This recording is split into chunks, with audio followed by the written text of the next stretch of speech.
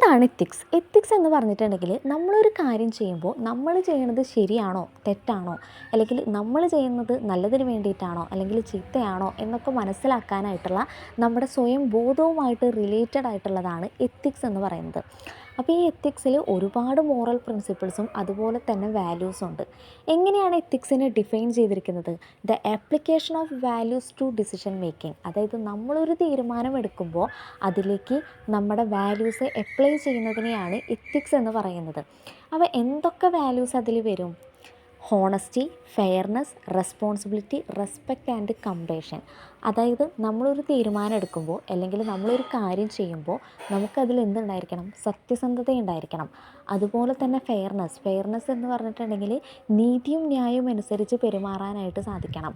അതായത് ഇപ്പോൾ ഒരു എക്സാമ്പിൾ പറയുകയാണെങ്കിൽ, ഇപ്പോൾ ക്ലാസ്സിൽ ഒരു കുട്ടീനെ ടീച്ചർക്ക് ഭയങ്കര ഇഷ്ടമാണ്. അപ്പോൾ ആ കുട്ടീനെ ഭയങ്കര ഇഷ്ടമായതുകൊണ്ട് ആ കുട്ടിക്ക് കുറേ മാർക്ക് വാരി കോരി കൊടുത്തുകൊണ്ട് അതിലെന്ത് നീതി ന്യായമാണുള്ളത്?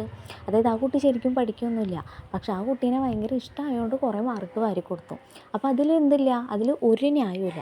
അപ്പോൾ അതാണ് പറയുന്നത്, നമ്മളൊരു തീരുമാനം എടുക്കുമ്പോൾ അതിൽ ഫെയർനെസ് അല്ലെങ്കിൽ ഒരു ന്യായം ഉണ്ടായിരിക്കണം. അതുപോലെ തന്നെ റെസ്പോൺസിബിലിറ്റി, ഉത്തരവാദിത്തം ഉണ്ടായിരിക്കണം. റെസ്പെക്റ്റ്, മറ്റുള്ളവരോട് ബഹുമാനം ഉണ്ടായിരിക്കണം. അതുപോലെ തന്നെ കമ്പേഷൻ എന്ന് പറഞ്ഞിട്ടുണ്ടെങ്കിൽ മറ്റുള്ളവരോട് ഒരു അനുകമ്പ അല്ലെങ്കിൽ കരുണ അല്ലെങ്കിൽ എന്താണ്, ദയ, ഇതൊക്കെ ഉണ്ടായിരിക്കണം. അപ്പോൾ ഇത്തരത്തിലുള്ള വാല്യൂസൊക്കെ അപ്ലൈ ചെയ്ത് നമ്മളൊരു തീരുമാനം എടുക്കുമ്പോൾ നമ്മൾ ചെയ്യണത് ശരിയാണോ തെറ്റാണോ എന്ന് മനസ്സിലാക്കിയിട്ട് ആ ഒരു കാര്യം ചെയ്യുന്നതിനെയാണ് നമ്മൾ എന്തെന്ന് പറയുന്നത്?